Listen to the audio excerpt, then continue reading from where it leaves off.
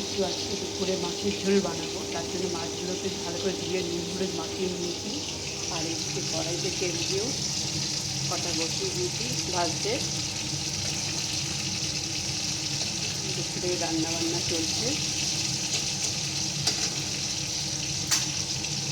আর এদিকে মশলা করে নিয়েছি,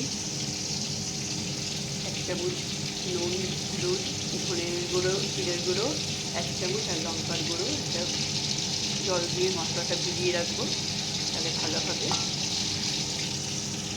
এদিকে মাছের জন্য কটা আলু কেটে নিয়েছিলাম, এটাও ভাজা হয়ে গেছে। এবার তুলে নেব। বন্ধুরা, আমি ফোড়ন দেব একটু কালো জিরে, একটু চারা পোনা তো কালো জিরে আর কাঁচা লঙ্কা ফোড়ন দিয়ে দেবো। একটু ভাজা হয়ে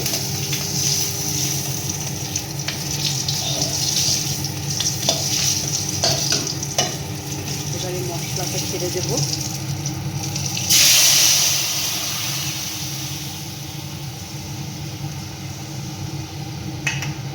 দিয়ে নেড়ে নেব। গ্যাসটাকে এবার হাই করে দেবো।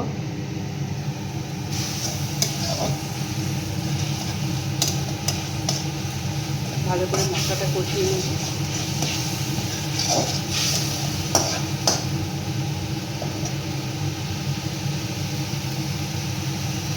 মশলাটা কষে গেছে, আমি ভাজা আলুগুলো দিয়ে দিয়েছিলাম।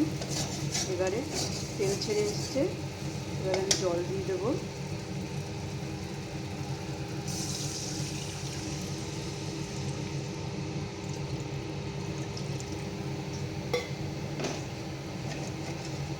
ভালো করে ফুটিয়ে নেবো জলটা। গ্যাসটাকে এবার বাড়িয়ে দেবো।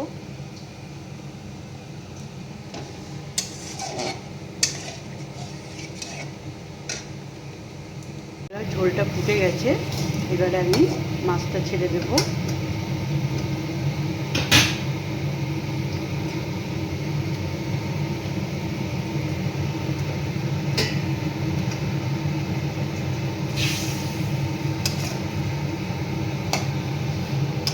এবার ঝোলটা ভালো করে ফুটলে তাহলেই হয়ে যাবে আমার আজকে চারা পোনার ঝোল। গরমকালে এসব মাছ খেতে খুব ভালো লাগে এবং জ্যান্ত তো ঝোলটাও খুব টেস্ট হয়। বন্ধুরা চলো দেখতে থাকো। বন্ধুরা, তৈরি হয়ে গেল আমার এই চারা পোনা মাছের ঝোল। এবার আমি গ্যাসটাকে বন্ধ করে দেব। দেখো বন্ধুরা, ঝোলটা খুব সুন্দর কালার এসছে। কেমন লাগলো তোমরা কমেন্টে জানিও। চলো তাহলে আবার পরের ভিডিওতে দেখা হবে।